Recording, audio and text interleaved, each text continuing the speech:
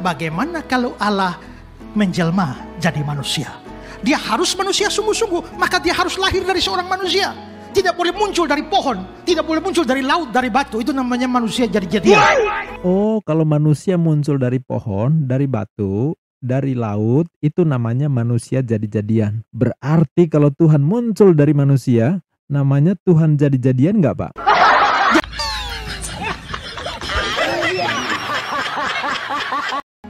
Tapi waktu dia jadi manusia, dia tidak berhenti jadi Allah. Dia cuma ketambahan manusia. Coba saudara lihat ya. Kalau saya bilang, apa boleh buat? Nasi sudah jadi bubur. Nasi sudah jadi bubur. Yang sekarang ada apa? Bubur. Nasinya mana? Hilang kan? Nasinya hilang. Nah, Allah jadi manusia tidak seperti nasi jadi bubur.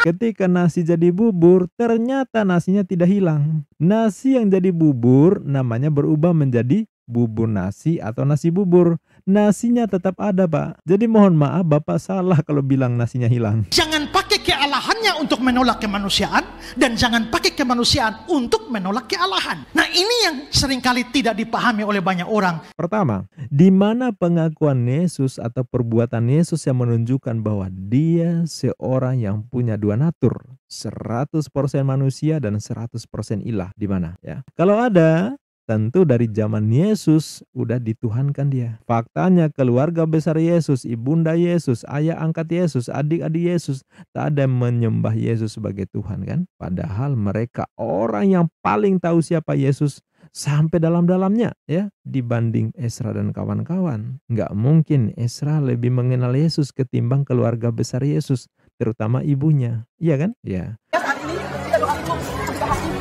Ya ampun Bu, jangan begitu dong Bu, saya dengar Bu. Kenapa? Aku tahu Bu, dia pakai kerudung bisa percaya Tuhan Yesus.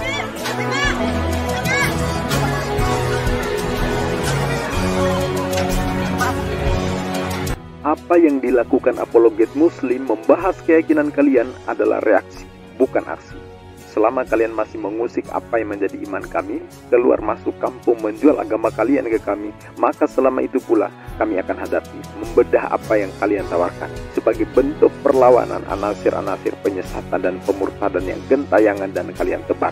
Assalamualaikum warahmatullahi wabarakatuh. Kali ini saya akan reaction penjelasan pendeta Ezra Soru yang menyoal tanggapan muslim soal Allah kok seperti manusia. Karena beliau membawa nama Allah, maka saya punya hak untuk mereaction. Selama nama ilah kita masih dipakai di Kristen, selama itu pula kita berkewajiban membahasnya. Beliau mencoba merasionalkan, mencoba membuat pembanding, mencoba membuat analogi demi memaksakan Yesus dipahami sebagai 100% ilah, 100% manusia. Punya natur ilahi, juga punya natur manusia ya. Bayangin coba, 2000 tahun berlalu, jangankan menjelaskan ke muslim, menjelaskan ke sesama oten pun belum berhasil loh ya. Buktinya sampai sekarang beda denom, beda pula cara menghitung jumlah pribadi dalam ketuhanan mereka. Itu fakta. Nah, di sini dia membuat pembanding. Kelihatannya sih logis, tapi dia nggak nyadar analogi yang dia bangun ngaco bahkan lucu ya. Dengan judul kontennya dia bilang, jangan pakai kemanusiaan Yesus untuk menolak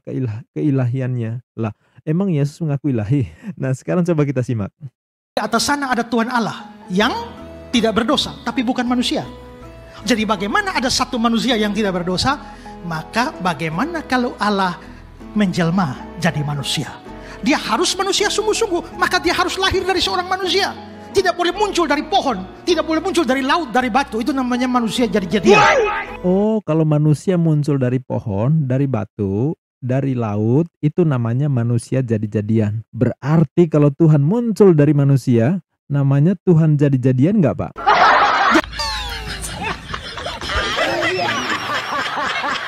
Harus manusia sungguh-sungguh. Kalau dia manusia sungguh-sungguh, dia harus punya hubungan dengan manusia pertama, yaitu Adam. Kalau begitu bagaimana silsilah dia? Makanya Injil Lukas mencatat silsilah Yesus sampai Adam, untuk menunjukkan bahwa dia betul-betul manusia. Tapi waktu dia jadi manusia, dia nggak boleh berhenti jadi Allah. Karena waktu dia berhenti jadi Allah, dia nggak suci lagi, dia berdosa, maka tidak ada pengganti lagi. Makanya kekristenan percaya bahwa Yesus itu Allah dan manusia. Tapi waktu dia jadi manusia, dia tidak berhenti jadi Allah, dia cuma ketambahan manusia. Coba saudara lihat ya. Kalau saya bilang, apa boleh buat, nasi sudah jadi bubur. Nasi sudah jadi bubur. Yang sekarang ada apa? Bubur. Nasinya mana? Hilang kan? Nasinya hilang. Nah, Allah jadi manusia tidak seperti nasi jadi bubur.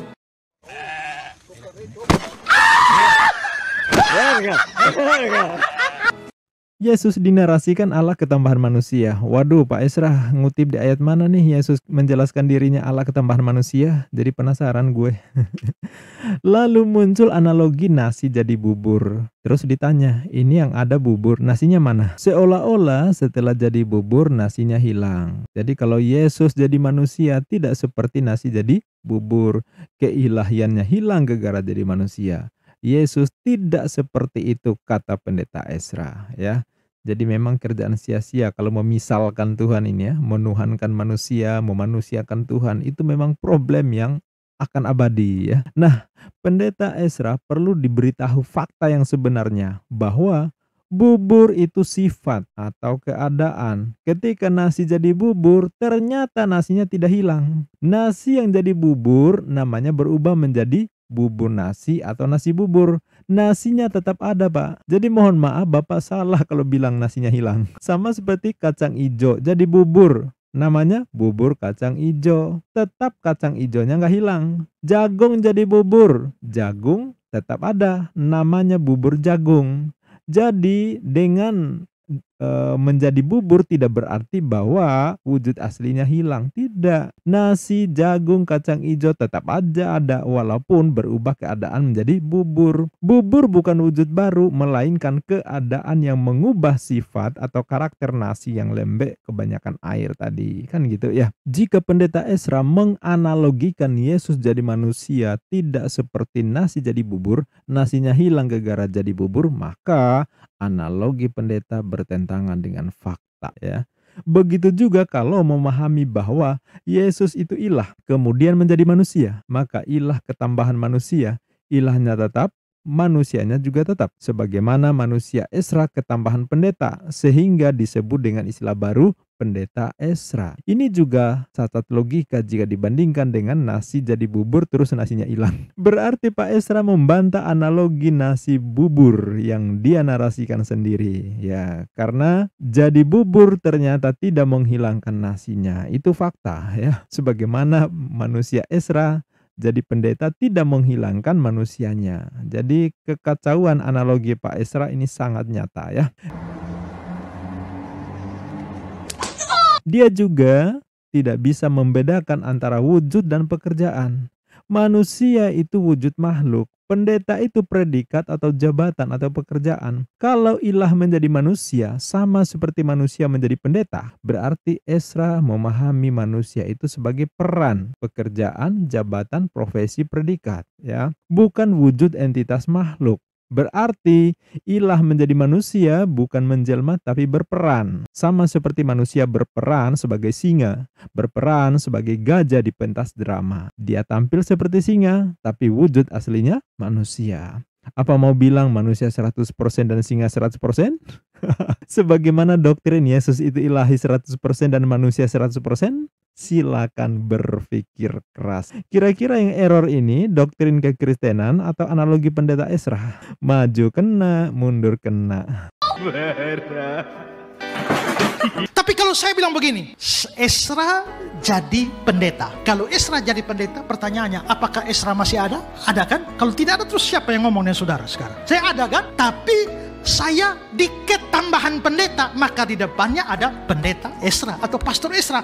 Waktu ketambahan, Esranya tetap ada, ketambahan pastornya. Nah, Allah jadi manusia, Allahnya tetap ada, tapi ketambahan manusia. Makanya kalau karena dia menjadi Allah dan manusia, maka kadang-kadang dia bersikap bertindak seperti Allah. Hei anakku, dosamu sudah diampuni. Hai angin, diam tenanglah. Itu kealahannya. Tapi waktu dia lapar, masa Allah kau lapar? Kak, manusianya. Waktu Yesus tidur, masa Allah kau tidur? Waktu Yesus berdoa, masa Allah kau berdoa? Itu kan yang sering kita dengar.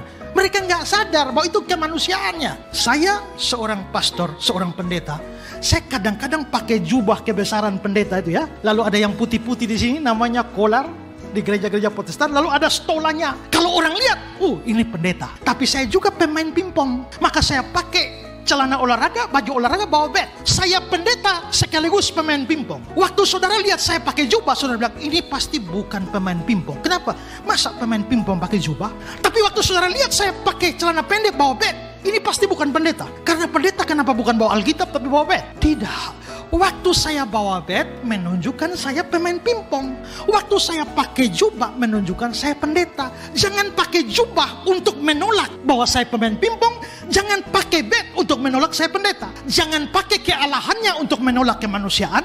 Dan jangan pakai kemanusiaan untuk menolak kealahan. Nah, ini yang seringkali tidak dipahami oleh banyak orang. Dan mereka menyerang iman kita. Nah, sekelas pendeta Ezra, dia lupa atau jangan-jangan dia tidak paham bahwa Tuhan itu bukan pilihan peran, Pak. Sebagaimana manusia juga bukan pilihan peran. Tapi wujud atau adanya emang demikian, tidak berubah sampai kapanpun. Karena bukan peran, maka pilihan untuk melakukan apa yang dikehendaki tidak mengubah status apapun, Pak Pendeta. Ya, Pendeta Ezra menganalogikan dirinya berjubah di mimbar gereja, di khotbah, pegang Bible, memimpin kebaktian, maka dia adalah pendeta. Tapi saat dia pakai celana pendek, pegang bat, main pingpong, maka Ezra seorang pemain pingpong. Ntar kalau Ezra ikut lomba renang cuma pakai celana renang gitu ya, jangan dibayangkan ya, maka Ezra akan nampak seperti perenang. Ya, tiba-tiba misal Ezra sedang main pakaian badut gitu ya, untuk menghibur anak-anak sekolah minggu gitu ya, maka Pak Ezra seorang badut ya. Pak Ezra mungkin lupa bahwa pendeta, pemain pingpong, perenang, badut atau apapun itu semuanya peran, Pak. Pilihan yang dikehendaki, yang dilakukan oleh orang yang sama, yang wujudnya ya manusia ya. Apapun yang dikehendaki untuk dilakukan atau diperankan tidak mengubah wujud maupun namanya sebagai manusia. Manusia sebagai pendeta, manusia sebagai pemain pingpong, manusia sebagai badut, manusia sebagai perenang, petinju atau apapun itu. Manusianya tetap, Pak, perannya yang berbeda-beda. Kehendak untuk melakukan itulah yang berbeda-beda. Tidak mengubah keadaannya atau wujudnya sebagai manusia. Lah Tuhan bukan peran, Pak. Makanya mau gonta-ganti kehendak, kuasa, tidak mengubah status menjadi wujud yang berbeda. Apapun kehendaknya ya. Tuhan ya Tuhan. Menciptakan alam semesta ya Tuhan. Menyelamatkan makhluknya ya Tuhan. Melemparkan makhluknya ke neraka ya Tuhan juga. Menghidupkan ya Tuhan. Mematikan pun ya Tuhan. Memberi mukjizat ya Tuhan. Mengutus para nabi ya Tuhan juga. Menimpakan bencana ya Tuhan, melimpahkan kenikmatan ya Tuhan. Tidak berubah sama sekali wujudnya atau keberadaannya. Nah, yang beda-beda itu kan kehendaknya. Yang beda-beda itu perbuatannya. Tapi tidak mengubah keberadaannya atau wujudnya menjadi sesuatu yang baru tergantung perannya. Tidak, Ezra. Ya, jadi kalau memaksakan agar Yesus diakui sebagai ilahi juga sebagai manusia, atau sering dinarasikan 100% manusia 100% ilahi, dengan analogi Ezra sebagai pendeta di satu peran, juga bisa sebagai pemain pingpong di peran yang lain, sungguh nggak nyambung dong Pak Pendeta. Sama sekali tidak sesuai, tidak korelatif ya, tidak sebanding ya. Lain halnya kalau Pak Ezra sebagai gembala manusia ya, sebagai pendeta ya. Juga Pak Ezra sebagai malaikat penjaga neraka. Nah itu baru cocok kalau dibandingkan, Pak. Untuk memaksakan Yesus harus diimani sebagai manusia juga sebagai ilah. Karena adanya atau wujudnya manusia dan malaikat ya berbeda. Ya, bukan peran, bukan. Tapi memang seperti itu adanya. Satu malaikat, satu lagi manusia. Wujud manusia dan malaikat jelas beda, Pak. Ya, begitu juga Tuhan berbeda dengan manusia, bukan karena perannya, bukan, tapi memang adanya atau wujudnya seperti itu. Sedangkan pilihan kehendak tidak lantas menjadikan wujud manusia atau malaikat jadi berubah, atau Tuhan jadi berubah. Enggak, malaikat yang malaikat, Tuhan ya Tuhan, manusia ya manusia. Ya, kalau sudah Tuhan enggak mungkin lagi manusia, begitu juga manusia enggak mungkin jadi Tuhan. Ya, karena wujudnya emang beda. Mungkin mau ngeles, oh malaikat kan bisa menjelma jadi manusia. Atau manusia sering juga disebut malaikat penyelamat, malaikat kecil gitu kan. Itu nggak nyambung Pak dengan analogi pendeta Ezra ya. Kecuali kalau Anda mau menyamakan bahwa Tuhan, malaikat, manusia itu sama wujudnya. Namanya aja yang beda. Tapi kan makin gelo lagi kan. Nah, Jadi menurut saya, kesimpulan pendeta bahwa jangan gunakan jubah untuk menolak saya sebagai pemain pingpong, jangan gunakan bat untuk menolak saya sebagai pendeta, sebagai pembanding untuk membangun pemahaman bahwa Yesus adalah Tuhan sekaligus manusia. Jelas ini adalah cacat logika, Pak Pendeta. Karena keberadaan atau wujud ilah ya, Sang Pencipta dan manusia itu beda, bukan predikat. Bukan melakukan tindakan tertentu atau kuasa tertentu lalu dinobatkan sebagai Tuhan. Bukan juga melakukan hal tertentu lalu dinobatkan sebagai manusia. Bukan. Karena dari wujud asal sampai akhir nggak berubah. Manusia ya manusia, Tuhan ya Tuhan. Ya. Kalau tadi dari sisi logika, analogi yang salah, sekarang saya sampaikan dari sisi fakta. Pertama, di mana pengakuan Yesus atau perbuatan Yesus yang menunjukkan bahwa dia seorang yang punya dua natur, 100% manusia dan 100% ilah, di mana ya? Kalau ada, tentu dari zaman Yesus udah dituhankan dia. Faktanya keluarga besar Yesus, ibunda Yesus, ayah angkat Yesus, adik-adik Yesus, tak ada yang menyembah Yesus sebagai Tuhan kan? Padahal mereka orang yang paling tahu siapa Yesus sampai dalam-dalamnya ya, dibanding Ezra dan kawan-kawan. Nggak mungkin Ezra lebih mengenal Yesus ketimbang keluarga besar Yesus, terutama ibunya. Iya kan? Ya. Artinya di masa Yesus doktrin ala pendeta Ezra ini nggak dikenal. Ayat 1 Yohanes 5 ayat 7 itu belum dikenal di masa itu. Ayat Yohanes 1:1-14 itu nggak pernah dikenal, diajarkan di masa itu ya. Lawang ayatnya baru ada di sekitar tahun 100 ya. Nah itu kan tertulis di sejarah. Sementara Yesus diangkat tahun 33-an ya. Nah, pernah nggak Yesus membaptis seseorang dalam nama Bapa, Putra, dan Roh Kudus? Di mana Putra yang dimaksud adalah Yesus itu sendiri kan? Itu yang diimani sebagai salah satu pribadi dalam Trinitas. Adakah di masa Yesus Yohanes membaptis dalam nama Bapa, Putra, dan Roh Kudus? Di masa Yesus loh ya, bukan di masa pasca kenaikan Yesus. Apalagi ayat yang ditulis Paulus bahwa Yesus adalah Tuhan, seperti yang suratnya yang dia kirim ke jemaat Roma, tercantum di ayat Roma 10 ayat 9. Itu kan adanya sekitar tahun 62-63an kan? Ya, artinya 30 tahun pasca kenaikan Yesus. Artinya sebelum tahun 60-an tak mengenal ayat-ayat yang menuhankan Yesus. Benar nggak? Ini nanya beneran loh ya. Nanya ya, bukan so tahu tapi nanya ya. Sementara ayat-ayat di PB, Perjanjian Baru yang diklaim sebagai perkataan Yesus, semuanya menunjukkan kehambaan Yesus. Pengakuan Yesus yang lugas bahwa beliau utusan yang tunduk pada perintah dan kuasa Yahweh bertebaran di sana-sini. Baca Yohanes 17 ayat 3. Yahweh satu-satunya ilah yang benar, Yesus utusan Yahweh. Benar nggak ya? Yohanes 17 ayat 8. Yesus menerima dan menyampaikan firman yang diterima dari Yahweh. Benar nggak? Yohanes 12:49. Yesus berkata-kata bukan dari dirinya sendiri, tetapi mengatakan sesuai apa yang diperintahkan Yahweh. Benar nggak? Yohanes 5:30, Yesus mengaku tak bisa berbuat apa-apa terhadap dirinya sendiri loh ya. Kuasa penghakiman bukan kehendak Yesus, tetapi kehendak Yahweh yang mengutus Yesus. Benar nggak? Pendeta bisa aja ngeles, oh itu kan sisi kemanusiaannya. Jangan gunakan sisi kemanusiaannya untuk menolak keilahian Yesus. Kalau begitu Pak Pendeta, di mana ayatnya pengakuan Yesus di sisi keilahiannya? Untuk membuktikan bahwa Yesus manusia 100% sekaligus ilahi. Ya, ada nggak? Benar nggak Yesus tak pernah mengajarkan keilahian dirinya? Keluarga besar Yesus pun tak pernah menyembahnya. Di masa Yesus tidak ada satupun yang dikristenkan dan dibaptis dalam nama Bapa, Putra, dan Roh Kudus ya. Ada nggak? Benar nggak sih ya? Ini nanya loh ya, nanya ya. Akhirnya ya pendeta ini mencoba mengarang analogi perbandingan yang ternyata tak sesuai seperti yang saya ulas tadi ya. Fakta kedua, benar nggak bahwa walaupun ada ayat-ayat di Bible yang dibuat jauh setelah kenaikan Yesus atau pasca pengajaran Yesus seperti yang kita baca di ayat-ayat Paulus bahwa Yesus adalah Tuhan, tetap saja di narasi perbuatan tidak menunjukkan keilahian Yesus. Coba baca ayat andalan yang sering dibaca oleh Oten, Roma 10 ayat 9.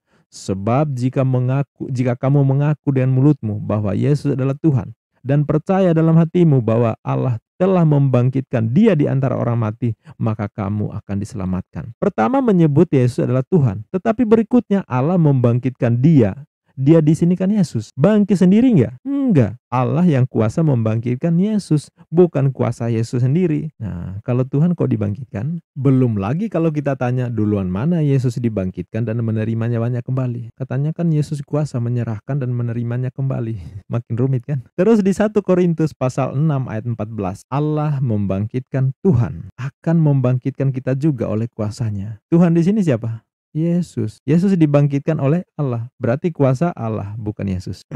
Terus Kisah Rasul pasal 13 ayat ke-30. Tetapi Allah membangkitkan dia dari antara orang mati. Allah yang membangkitkan dia. Dia siapa? Yesus. Berarti Yesus dibangkitkan oleh Allah, bukan kuasa Yesus sendiri kan? Kisah Para Rasul 13 ayat 37. Tetapi Yesus dibangkitkan Allah. Yang membangkitkan siapa? Allah. Yang dibangkitkan siapa? Yesus. Jelas siapa yang kuasa? Kisah Para Rasul 5 ayat 30. Allah nenek moyang kita telah membangkitkan Yesus yang kamu gantungkan pada salib dan kamu bunuh. Jelas yang membangkitkan siapa? Allah. Yang dibangkitkan siapa? Yesus. Bahkan soal kematian Yesus, yang Oten bilang Yesus tidak dicabut nyawanya, tetapi dia sendiri yang menyerahkan nyawanya dan kuasa menerimanya kembali. Lalu ditafsirkan bahwa Yesus benar-benar ilahi, karena manusia tak kuasa seperti itu. Ya, faktanya tetap saja dalam ayat ini yang kuasa adalah Bapa. Yesus tetap aja bergantung pada Bapa. Baca Yohanes 10 ayat 17. Bapa mengasihi aku, oleh karena aku memberikan nyawaku untuk menerimanya kembali. Ya, menyerahkan nyawa kepada Bapa, menerimanya juga dari Bapa atau Yahweh. Yang kuasa siapa? Ya Bapa. Yohanes pasal 10 ayat 18, ya lanjutannya. Tidak seorang pun yang mengambilnya daripadaku, melainkan aku memberikannya menurut kehendakku sendiri. Kehendak siapa di sini? Yesus. Aku berkuasa memberikan dan berkuasa mengambilnya kembali. Inilah tugas yang kuterima dari Bapakku. Yesus kuasa? Kuasa. Tapi tugas itu diterima dari Bapa. Berarti yang berkuasa siapa? Bapa. Yesus hanya melaksanakan perintah sebagaimana yang diatur. Sebagaimana dikatakan oleh Yesus di Yohanes pasal 12 ayat 49. Jadi, kuasa Yesus menyerahkan dan menerima nyawanya dari siapa? Dari Bapa. Kuasa Yesus, tapi diterimanya dari Bapa. Tetap saja tidak menunjukkan keilahian Yesus karena masih bergantung pada kuasa Yahweh atau Bapa. Kalau gitu, satu-satunya ilah yang benar itu siapa? Yahweh atau Bapa. Di Yohanes 17 ayat 3. Itu yang dikatakan oleh Yesus. Yesus ilah juga? Ilah menurut Paulus. Hamba menurut kesaksian Yesus sendiri. Logikanya nih, mana yang lebih otoritatif? Menjelaskan siapa Yesus? Paulus atau Yesus sendiri? Semua yang waras pasti sepakat siapa yang lebih otoritatif dalam hal ini. Sampaikan jawaban atau tanggapan di kolom komentar. Siapa yang lebih otoritatif menjelaskan tentang Yesus? Yesus sendiri atau Paulus? Karena yang suka keluar masuk kampung muslim, bertebaran misionaris menjala manusia muslim agar ikut Kristen adalah pihak kalian, maka jangan salahkan kami, Kristolog, untuk membahas apa yang kalian ajar. Kami tidak pernah membahas Hindu, Buddha, Konghucu, karena mereka tidak pernah mengusik agama kami. Tidak mencaplok nama ilah kami lalu diubah maknanya di kitab mereka. Tidak, ya. Tidak pernah jualan keyakinannya ke komunitas kami, tidak mengajak kami masuk rumah ibadahnya untuk ikut di forum-forum peribadatannya, beda dengan Kristen, ya. Jadi kalau kami bahas, karena hari-hari memang agama kami diusik, umat kami diusik. Jadi kami ini reaksi, bukan aksi. Karena yang mengusik duluan bukan kami. Silakan kalian tanggapi. Memang begitulah sejatinya ya. Mohon maaf bila mana dalam tanggapan atau reaction ini ada kesalahan atau perlu dikoreksi, silakan ya. Oleh saudara-saudaraku di Kristiani, terutama Pak Pendeta Esra. Dengan sukacita saya menyambutnya. Sebagaimana Pak Pendeta memberikan tanggapan soal pernyataan atau pertanyaan dari pihak yang berbeda keyakinan atau di luar Kristen, terutama dari kaum muslimin. Dukung terus perkembangan channel ini. Bagi yang belum subscribe, silakan subscribe. kita lawan, kita hadang anasir-anasir penyesatan dan pemurtadan yang gentayangan di sekitar kita. Billahi taufiq wal hidayah. Wassalamualaikum warahmatullahi wabarakatuh. Selama kalian masih mengusik apa yang menjadi iman kami, keluar masuk kampung menjual agama kalian ke kami, maka selama itu pula kami akan hadapi, membedah apa yang kalian tawarkan sebagai bentuk perlawanan anasir-anasir penyesatan dan pemurtadan yang gentayangan dan kalian tebang.